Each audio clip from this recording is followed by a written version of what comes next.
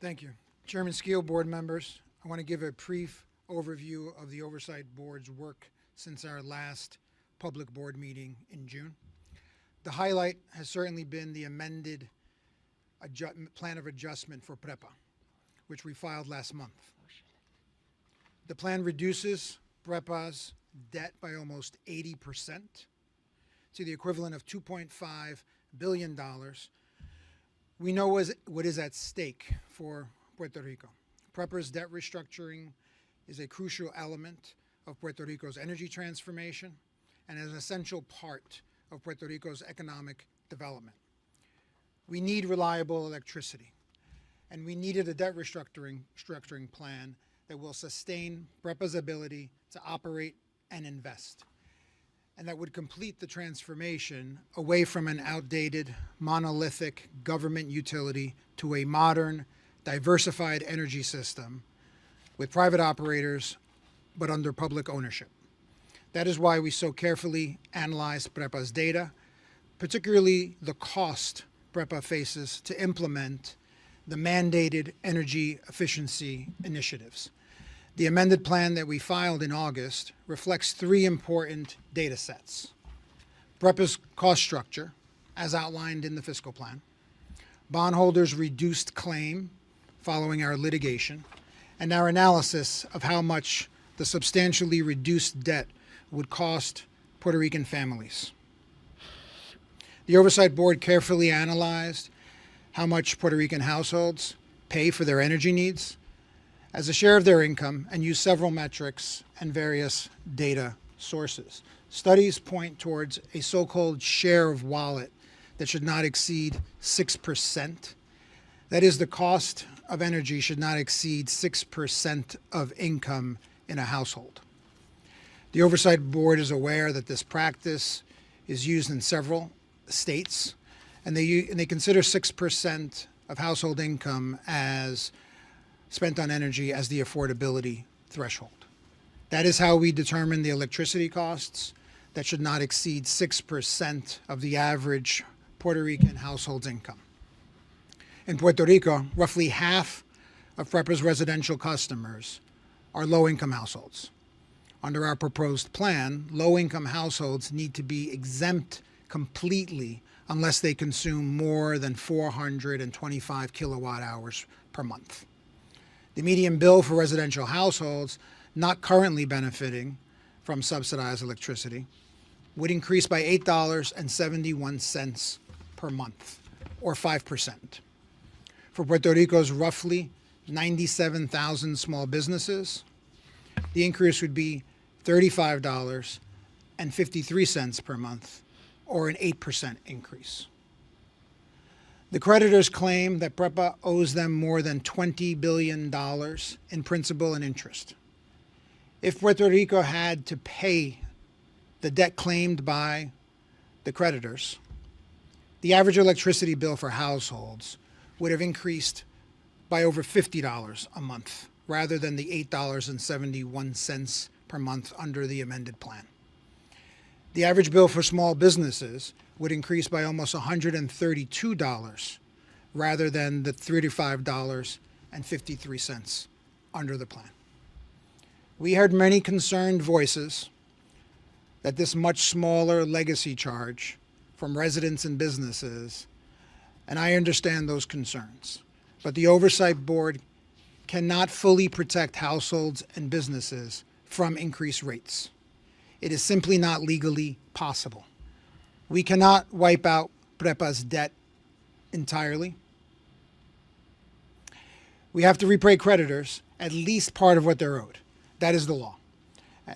And we feel that we reached a fair compromise that is supported by a significant number of bondholders and other creditors. Creditor support is an important factor to gain the court's confirmation of the plan.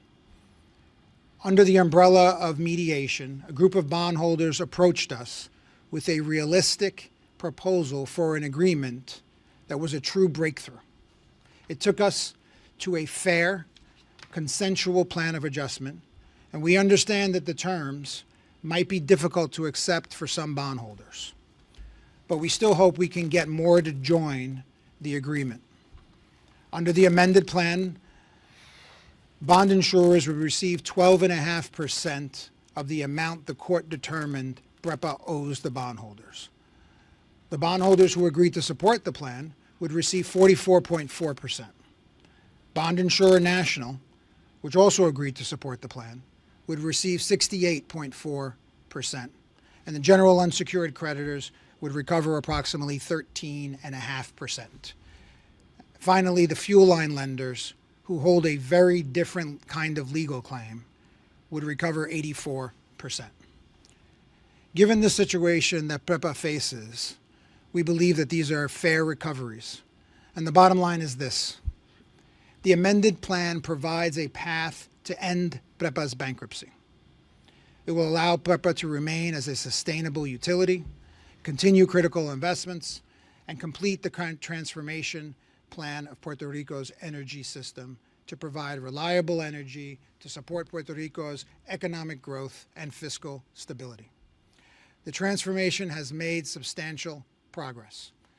The power system is now overseen by an independent operator. Working with government, we split the management of the grid from power generation and transferred management to private operators. And the people of Puerto Rico will retain the valuable asset and will remain under public ownership. With contracts that demand transparency, accountability, and regulatory oversight, as we create a path to implement the will of Puerto Rico's elected leaders to move aggressively towards renewable energy. Right now, renewables only represent 3 to 5% of Puerto Rico's energy mix. The Oversight Board will continue to do its part to achieve the renewable energy targets set through Act 17, and we will do so by ensuring solid contracts for renewable energy that are transparent and ensure competitive bidding. In March of 2022, the Oversight Board conditionally approved 18 renewable power purchase agreements. However, the execution of those agreements was delayed.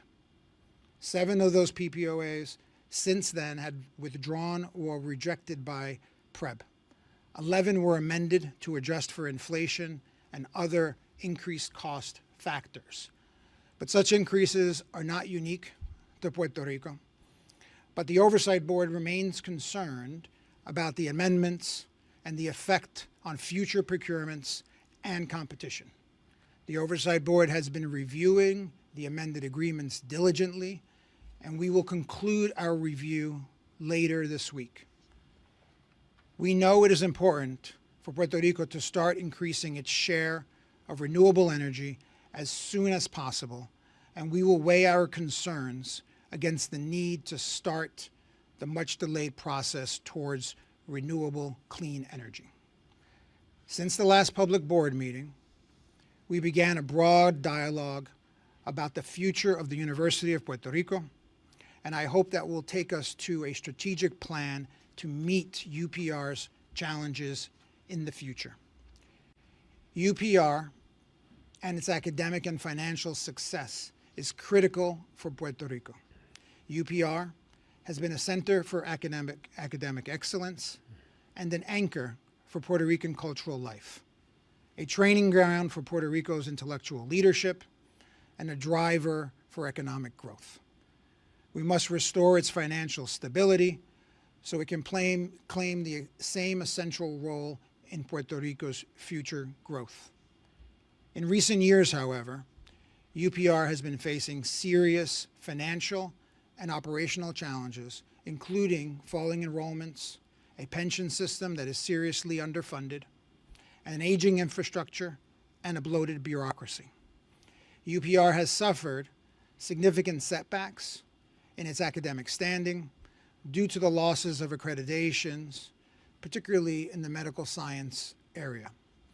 You may remember, we outlined during the last public board meeting that UPR will receive a significant boost in government subsidies this fiscal year. UPR receives approximately $630 million of Puerto Rico government funding in fiscal year 2024, roughly half of its $1.25 billion budget. But beyond a robust public debate about government funding, there's been little consensus on the long-term economic model that will allow UPR to embrace its role at the center of Puerto Rico's economic growth agenda.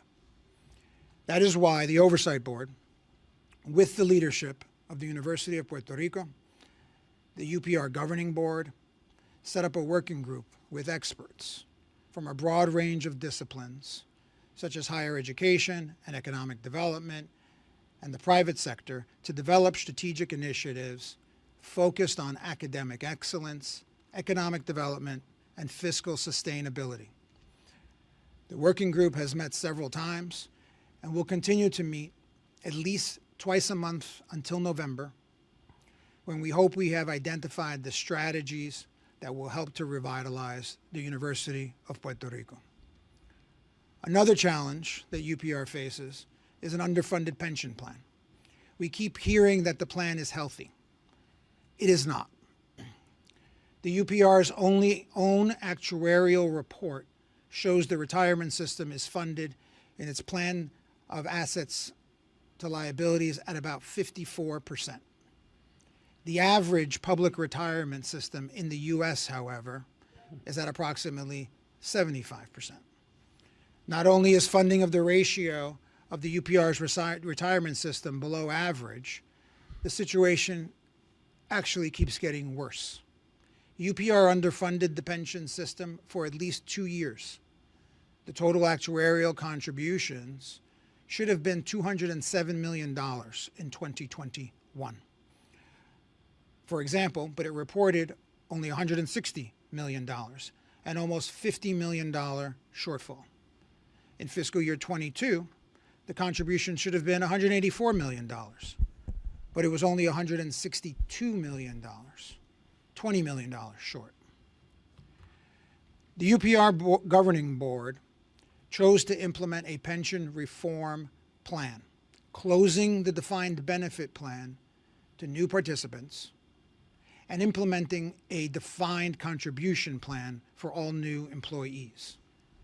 The Oversight Board applauds the UPR Governing Board for taking this difficult step, particularly in the face of significant criticism and a lot of misinformation. More reforms must follow to ensure that UPR's pension system can keep the promises and commitments that it has made to its retirees. The Oversight Board will continue its commitment to working with UPR's leadership, the governor, the legislature, and of course the working group, to develop a path forward for UPR and its continued progress in reforming the retirement benefits must be a key marker on UPR's roadmap to recovery. We also made progress over the last couple of months in our work with the government on the partial implementation of other laws that we are proceeding with. The Oversight Board and the FAF have made substantial progress to define the terms of the implementation of certain other plans that we are working with the government to move those forward, and we'll be announcing those shortly. And then finally, I'd like to formally welcome Jose Ramon Perez Riera as the Oversight Board's Revitalization Coordinator.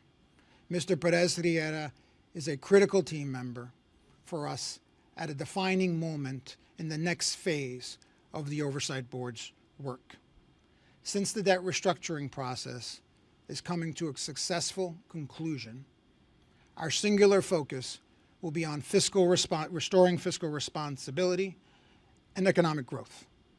Fiscal responsibility means budgetary discipline, of course, but it also means prioritizing actions that will grow the economy of Puerto Rico and prioritize economic growth. All actions, all of the decisions of the board going forward must be focused and must be taken under the lens of how does it impact growth for the island. Title V of Promesa accelerates investments in Puerto Rico's infrastructure. It created the position of the Revitalization Coordinator to review infrastructure projects for consideration as critical projects entitled to expedited permitting. Under Promesa, the Oversight Board submits to the governor for appointment a revitalization coordinator. Governor Pierluisi designated Mr. Perez Riera as the revitalization coordinator. Mr. Perez Riera has the right experience for a very important task. He was Secretary for Economic Development and Commerce and worked in the private sector, advising international firms and investment banks, as well as private companies and individuals seeking to invest in Puerto Rico. So welcome, Mr. Perez Riera, and thank you, Professor Skeel.